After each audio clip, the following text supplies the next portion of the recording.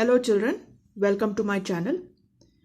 आज हम लोग लेसन नंबर 2.5 ऑटम लेसन करने वाले हैं। Okay, this is class 9 lesson number 2.5 in your English text book autumn. Okay, so let's start. I will be going a little slow. One student has requested me to speak slower, so I will be doing that so that it is helpful to everybody. Okay, I'm sorry if I was very fast in the previous videos. I will try to maintain my speed, medium speed, okay, because we have to finish the chapter as well. Okay, तो आप अपने text books भी मेरे साथ खोल के please follow along. Okay, don't just look at the screen while I'm reading. You look in your textbook. Okay, let's start warming up first. What changes do you see in nature in each of the following seasons? We know that we have 4 seasons, 4 main seasons. Yes, हमारे 4 main seasons हैं. ठीक है, तो we have to tell what changes we see during these seasons. Okay, a few sentences are given below as examples. Use these and your own to describe a season appropriately. Fine. So let's see what this is. New grass sprouts. When does new grass sprout? Summer, winter or monsoon? In the summer. Yes, tender leaves shoot out on plants or trees.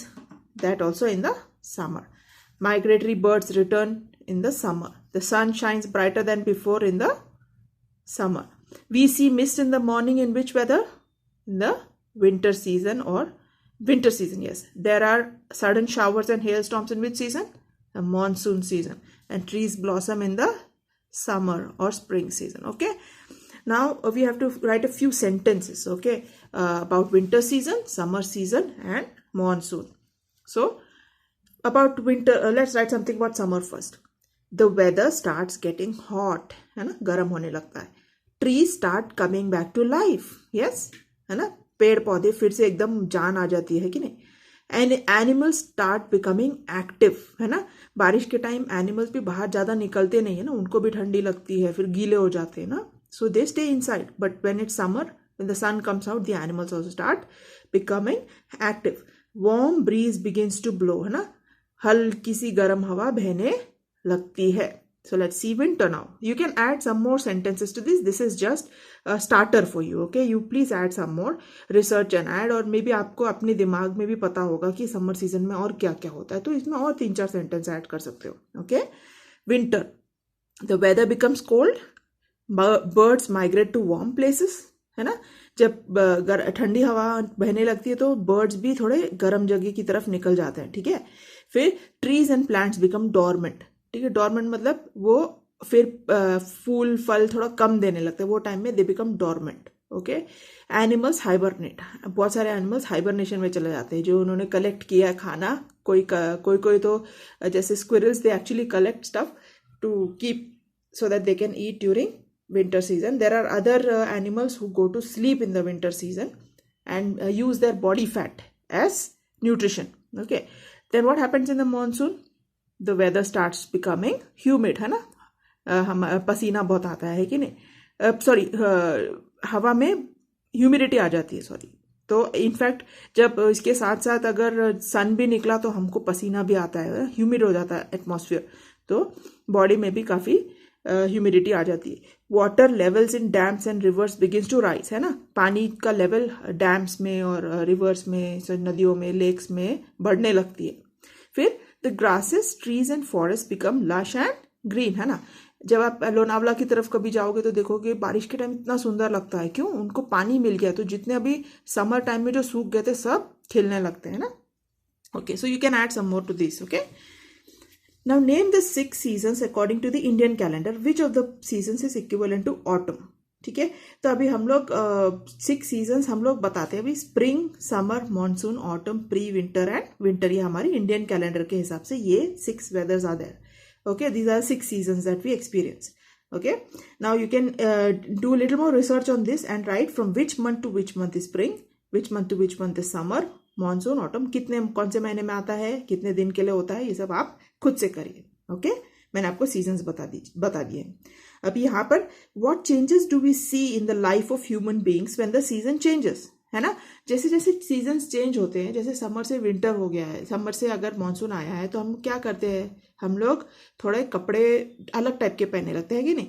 गर्मी में we wear light clothes, light cotton clothes that will not make us feel hot. But in the winter season, what do we wear? We start wearing cold, warm clothes, because we start feeling cold. Our body starts feeling cold. So we need to wear warm clothes. We will not wear cotton clothes in some winter, because we'll wear woolen clothes because it is cold. Okay, so some changes we do even in our diet. So मैंने यहाँ पर कुछ कुछ लिखे हैं, आप इसमें और ऐड कीजिए. ठीक है, अभी right with reference to the clothes, diet and celebration. तो पहला समर का मैंने लिखा है light cotton clothes, more water intake, more fruits, cooling food. और कौन सा फेस्टिवल आता है, होली आता है ना. फिर मानसून में हम स्लाइटली वार्म क्लोथ्स पहनते हैं, एकदम वार्म भी नहीं, क्योंकि मानसून में भी इतनी ठंडी नहीं पड़ती जितनी विंटर में पड़ती है ना. Then hot and spicy food तो हमें अच्छा ही लगता है ना, बारिश के टाइम अच्छे अच्छे गरम गरम खाना खाने का मन करता है. सूप्स एंड मेडिसिनल ड्रिंक्स, है ना. एंड गणेश चतुर्थी आता है मानसून के टाइम. फिर विंटर में क्या आता है, warm clothes, hot and spicy food, spicy soups and medicinal drinks, है ना. सेम सिमिलर, लेकिन हम लोग विंटर में और वार्म क्लोथ्स पहनते हैं ना, और थोड़े वार्म क्लोथ्स. और फिर भी हम हॉट एंड स्पाइसी फूड खाते हैं. फिर थोड़ा मेडिसिनल टाइप का ड्रिंक्स क्यों पीते हैं, ताकि सर्दी जुकाम से दूर रहे. ओके, सो और भी आप बहुत ऐड कर सकते हैं, मैंने आपको सैम्पल के लिए दिया है, थोड़ा सोच के आप भी ऐड करो. और कौन सा फेस्टिवल आता है, क्रिसमस आता है विंटर में. Now let's go to the next one. Guess what is personified and fill in the gaps. Choose from the brackets. Now we have been given some words here: sun, alarm, bird, car, wind, stars, and machine. Okay, so now while we are reading this, we have to fit in some words. मैंने आपको fit करके दिया है, तो आपको सोचना है कि क्यों ऐसा है. Okay, the weary car was also petrol hungry. तो क्यों ऐसा कहा गया, क्योंकि पेट्रोल के बिना कार तो चल नहीं सकता ना. जैसे हम लोग खाने के बिना चल नहीं सकते, वैसे कार पेट्रोल के बिना नहीं चल सकता, इसलिए उसको पेट्रोल हंग्री बोला है. इसलिए कार को यहाँ पर्सोनिफाई किया है. पर्सोनिफाई मतलब उसको एक कैरेक्टर दिया है, ह्यूमन एक कैरेक्टर उसको दिया है. The playful wind whistled among the trees. ये प्लेफुल जो ये है, क्या वियरी मतलब क्या कार कभी थकता है क्या, नहीं, कार थकता नहीं. कार को सर्विसिंग की जरूरत पड़ती है, it's a mechanical thing. Okay, car is a mechanical thing, it doesn't get tired. But here the personification is given like मतलब ह्यूमन बीइंग के साथ थोड़ा सा एक पर्सोनिफाई किया है, क्योंकि to show that to make a point. Okay, the weary car never gets tired. You just have to fill petrol and keep servicing it once in a while and it's ready to go, है कि नहीं. So but human beings become weary. हम लोग थक जाते हैं कि नहीं. Now next, the playful wind whistled among the trees. क्या हवा खेलता है क्या, नहीं, हम लोग खेलते हैं ना, बच्चे खेलते है कि नहीं. तो लेकिन जिस तरीके से हवा बहती है ना, ऐसा उसको एक पर्सोनिफाई किया as a playful child. Okay, so how the playful wind whistled among the trees. The annoying alarm screamed at 5 AM. Alarm क्या, उसको कोई जान है क्या कि आपको तंग करने के लिए, अपने आप से तंग करता है क्या, नहीं. आप अलार्म सेट करते हो तो अलार्म बजता है, तो उसने आपको अनॉय किया क्या, आपने अलार्म लगाया था इसलिए 5 बजे अलार्म बजा था. तो अनॉय कौन करता है, एक्चुअली ह्यूमन बींग्स एक दूसरे को अनॉय करते हैं. हम एक दूसरे को तंग करते हैं, इरिटेट कर सकते हैं, लेकिन अलार्म तो is a non living thing, but it has been personified here. Then the naughty stars winked at me from above. Stars twinkle करते हैं ना, तो जब वो ट्विंकल करते तो it looks like they are winking, but can they really wink, are they winking, no, they are non living things, but we can wink at each other, correct. So the naughty stars winked at me from above. The rising sun stretched its arms. क्या sun मतलब literally उगता है क्या, नहीं ना. सन is आपने planets और सन का रोटेशन तो पढ़ा ही होगा साइंस में.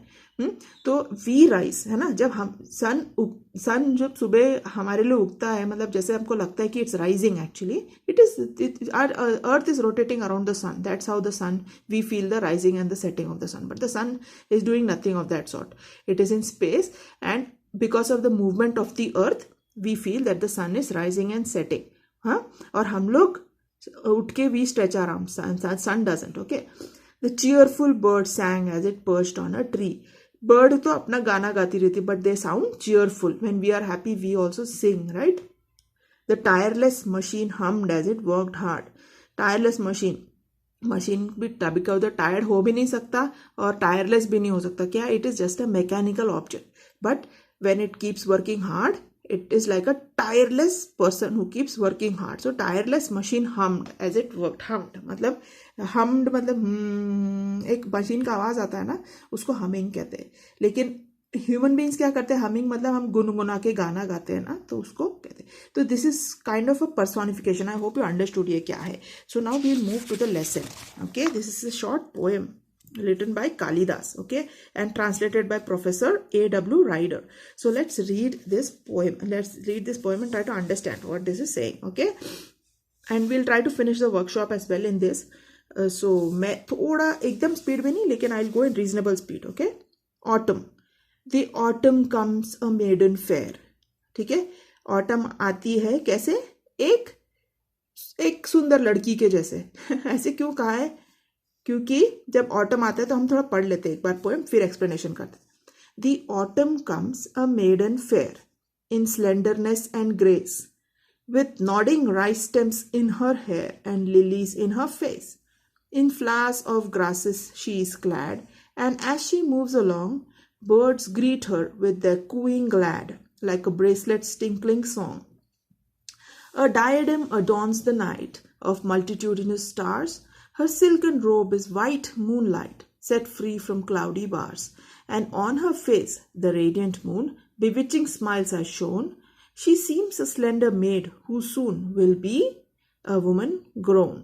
Okay, so there are some what do you call it, figures of speech here. Just let's take a look. Personification. इधर किसको पर्सोनिफाई किया है? ऑटम को पर्सोनिफाई किया इनटू अ मेडन फेयर. क्या ऑटम रियली एक लड़की है? नहीं, इट्स जस्ट अ सीजन. जब हमारा जो सीजन में the changes that we see, it seems like a beautiful girl, very slender and graceful. Slender मतलब एकदम अच्छे फिगर में है और बहुत ही ग्रेसफुल है, बहुत ही ग्रेसफुली चलती है, मतलब बहुत ही delicate type. Okay, with nodding rice stems in her hair. इसका मतलब क्या है? उसके सिर में क्या वो राइस के स्टेम लगा के घूमती है? नहीं, इसका मतलब है कि जब ऑटम का सीजन आता है ना, तब राइस के स्टेम भी उगने लगते हैं. मतलब द स्टेम्स कम आउट. सिर्फ जो सोइंग के बाद जो स्टेम्स आने लगते हैं, इट सीम्स लाइक उसने अपने सिर पे, जैसे एक लड़की अपने सिर पे फूल लगाती है, वैसे राइस स्टेम लगाई हुई ऑटम आई है. ओके, और क्या है? लिलीज इन हर फेस. इन हर फेस मतलब जब धरती के ऊपर लिलीज उगने लगते हैं, जो फूल उगने लगते हैं, तो उसके चेहरे पे लिली जैसे फूल उगने लगे हैं ऑटम में. यस, दिस इज, आप लड़की को इमेजिन मत करो, ऑटम सीजन के बारे में बात कर रहे हैं. It is just compared to a girl. Okay, a maiden fair, एक सुंदर लड़की के साथ. In flowers of grasses she is clad. She is clad मतलब उसका ड्रेस फ्लावर्स ऑफ ग्रासेस मतलब जो अपने घास में जो छोटे छोटे फूल उगने लगते हैं ना, ऐसे लगता है उसने ग्रास का एक ड्रेस पहना है. And as she moves along, birds greet her with their cooing glad like a bracelet's tinkling song. आप इमेजिन करो, एक लड़की एक फील्ड से चल के जा रही, एक सुंदर सी लड़की, उसने सिर में राइस स्टेम लगाए हैं, उसके कान के पास लिली लगा है और उसने बहुत ही सुंदर ड्रेस पहना है ना. तो जैसे जैसे वो चल रही है तो बर्ड्स, चिड़िया गा रही हैं, और उसने पैर में ये पहना है, क्या कहते हैं उसको, एंकलेट्स पहने, जिससे टिंग टिंग टिंग टिंग आवाज भी आ रही है.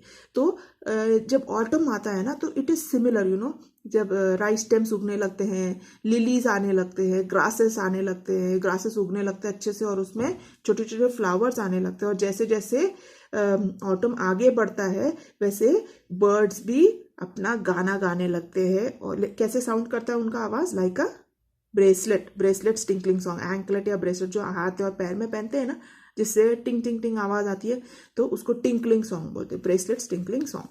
Now diadem adorns the night of multitudinous stars. रात को स्काई एकदम क्लियर रहता है और ऐसा लगता है वो लड़की ने एक डायडम मतलब क्राउन. ओके, एक क्राउन पहना है जिसमें बहुत सारे स्टार्स लगे हैं. एंड हर सिल्कन रोब इज वाइट मूनलाइट. उसका जो कपड़ा उसने पहना है वो ये चांद के जो लाइट से बना हुआ है, जैसा लग रहा है, इतना जैसे सिल्क के जैसे. Set free from cloudy bars. कोई क्लाउड्स नहीं है, it's a cloudless night, it's a beautiful night full of stars. And on her face bewitching smiles are shone. On her face, किसके फेस में? मून के face में. ऐसा लगता है कि वो स्माइल कर रही है. एंड लड़की स्माइल कर रही है, एक्चुअली वो ऑटम के बारे में बात कर रही है कि even the moon is happy because उसके ऊपर कोई बादल भी नहीं है and it can fully all the light from the moon can fall on the earth and उसके light में what does the slender maid look like? She seems a slender maid who soon will be a woman grown. वो उसको देखने से लगता है वो autumn अभी तो जस्ट एक लड़की है लेकिन जल्दी ही ऑटम फुल ऑटम अभी आने वाला है, ऐसा ओके जैसे एक लड़की जैसे लड़की से फिर एक लेडी बन जाती है ना। तो इसमें जो एक तो हमने पर्सोनिफिकेशन देखा था, दूसरा हमने मेटाफोर देखा इसी में। Autumn is compare to a maiden fair, okay, and autumn is personified to a lady and alliteration भी है इसमें, देखो she seems a slender maid, as maid who soon है, बहुत सारे ऐसे, तो this is alliteration, you can find out more. So now there are some questions here. Why is autumn called a maiden fair? So I've written an answer here. You can note it down. Autumn is called a maiden fair because her arrival is compared to a lovely maiden. In autumn, the rice stems sway in the breeze and lilies and flowers bloom and the birds sing happily flying around. Okay. Then what is the cooing of the birds compared to? The cooing of the birds is compared to a tinkling bracelet. So मैंने इधर जो आपको short में answer लिखा है इसका मतलब ये नहीं है आप भी शॉर्ट में लिख देंगे। Please write the complete answer. How will you write this? What is the cooing of birds compared to?